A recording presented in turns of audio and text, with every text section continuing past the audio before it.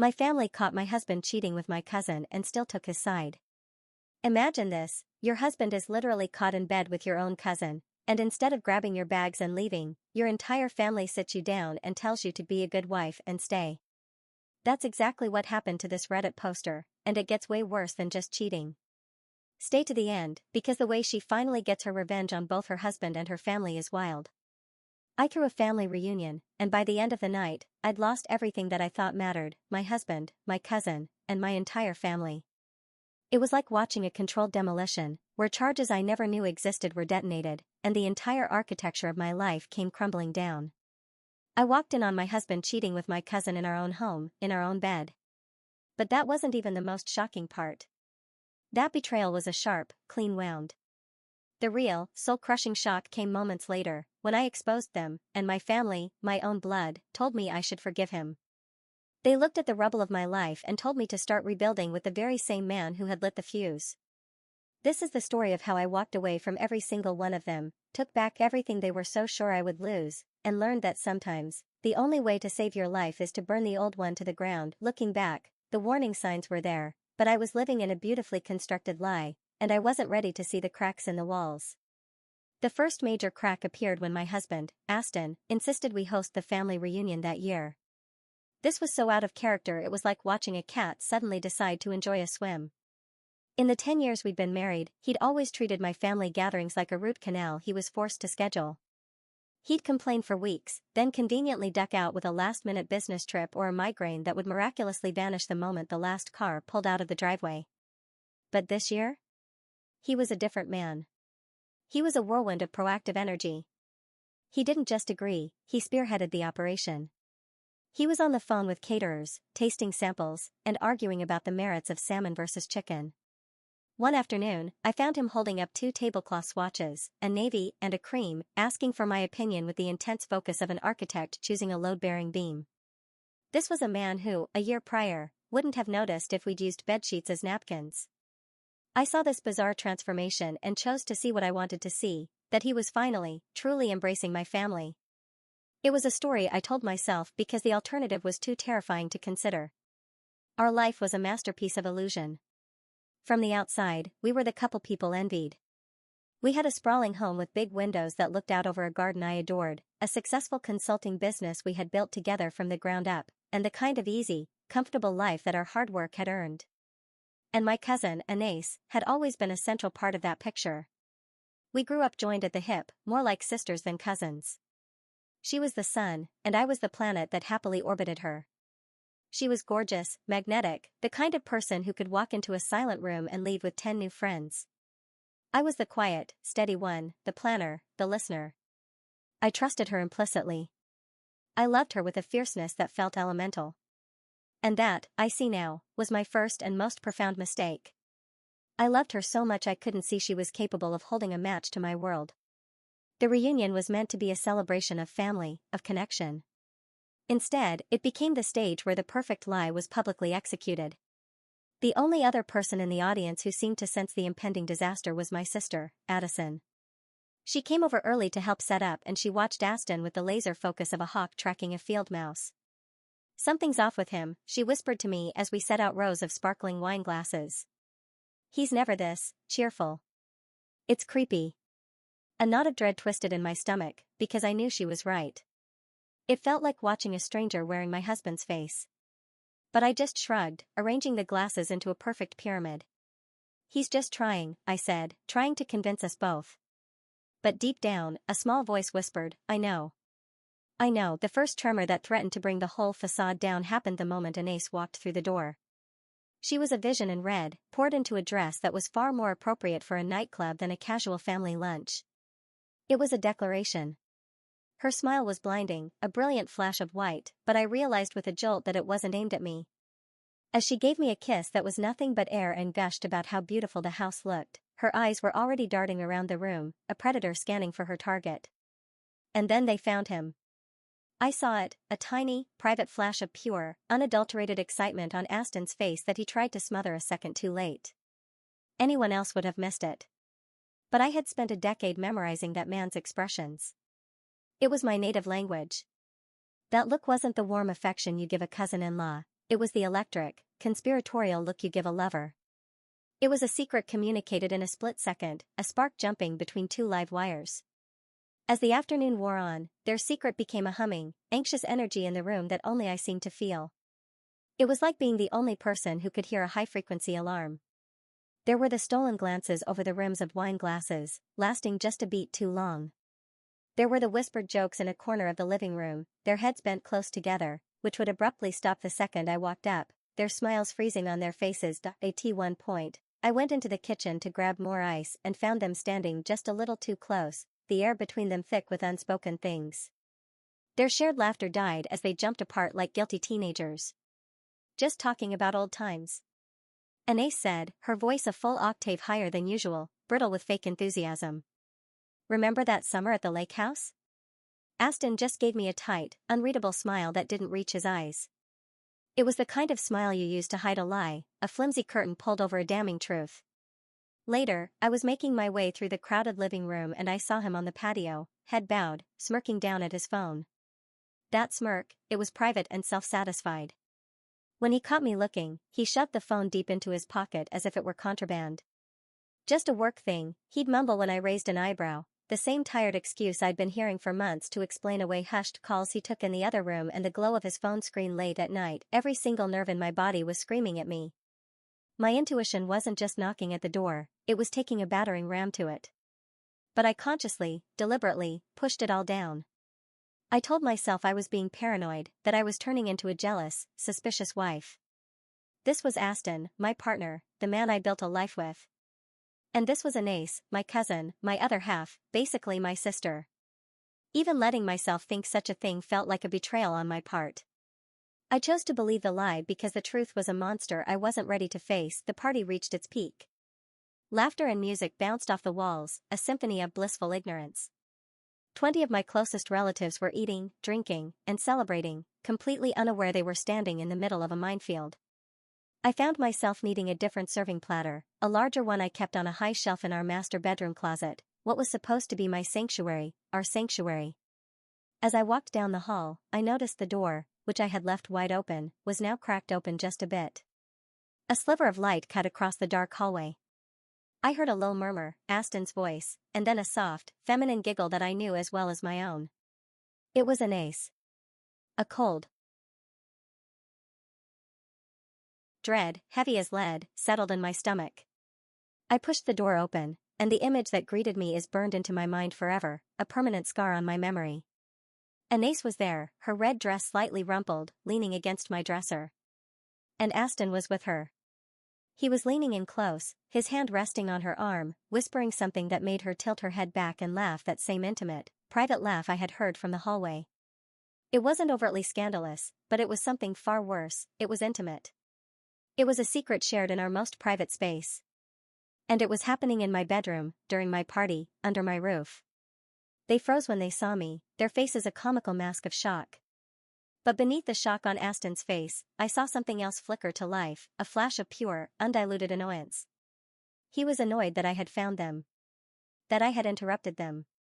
In that instant, something inside me shifted.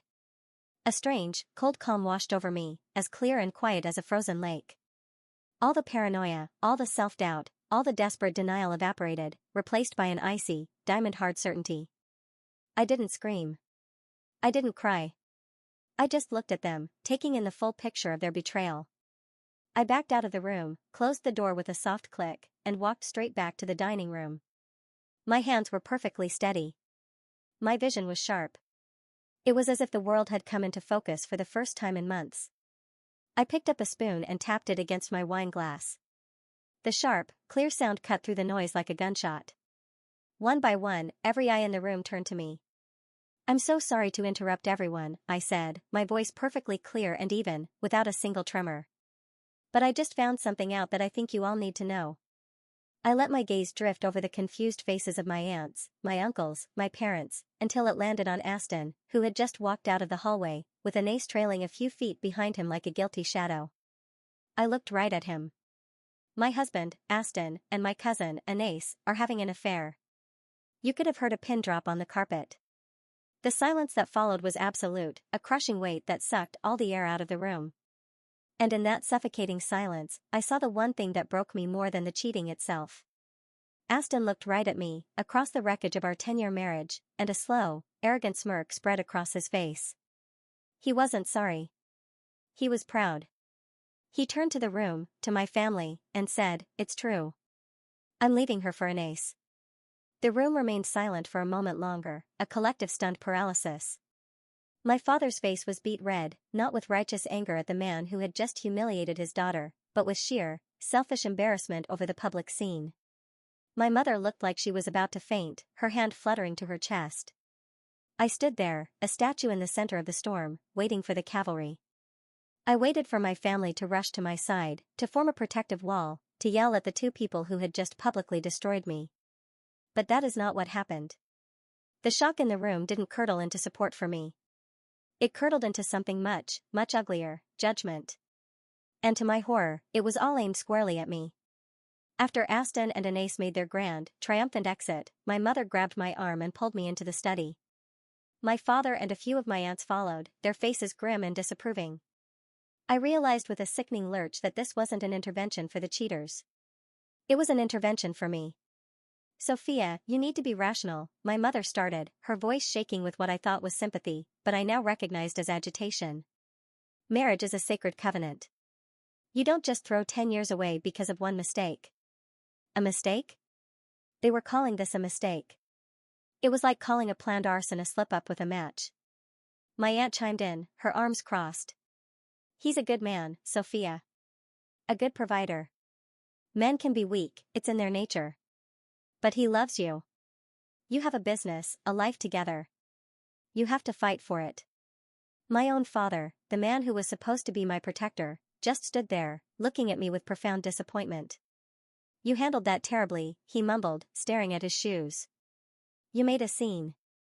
You embarrassed the entire family. This is a private matter. You should have handled it in private, with dignity." I felt like the air was being squeezed from my lungs. I looked from one face to the next, desperately searching for a single flicker of understanding, a single ally in the room, and I found nothing. This wasn't neutrality, they had actively taken his side. They were making excuses for him, defending him. Their logic was a twisted, broken thing. The humiliation of the public affair was nothing, a mere pinprick, compared to the agony of this betrayal. It was like being stabbed in the back, and when I turned around, I saw that my entire family was holding the knife. They saw a marriage I was supposed to save. I saw a man who smirked while he set my life on fire in front of everyone I knew. They saw a mistake to be forgiven. I saw a calculated, long-term conspiracy carried out with my own cousin. In that moment, surrounded by my own flesh and blood, I had never been so completely, utterly alone. They weren't just my family anymore. They were his accomplices. That night, they truly thought they had broken me. I could see it in their pitying glances and hear it in their condescending tones. They were expecting me to collapse, to cry and beg for him to come back, and eventually, to quietly accept my fate as the wronged but forgiving wife. They had no idea who I really was. They had only ever seen the quiet, steady planet. They were about to meet the supernova. The second my family chose his side, all that white-hot hurt inside me didn't just vanish, it cooled and hardened into pure, cold resolve. This was no longer just about a divorce. This was about justice. The next morning, I didn't call my mother for a tearful debrief. I called my sister, Addison, the only person who, in the chaotic aftermath, had put a firm arm around my shoulders and whispered, "I'm with you. To the end." She's a lawyer, and her mind was as sharp and unforgiving as my newfound anger. We met with my divorce attorney, a man who looked more like a shark than a lawyer, and I told him everything. Not just the affair, but the other secrets I knew, the ones I had been subconsciously collecting for months.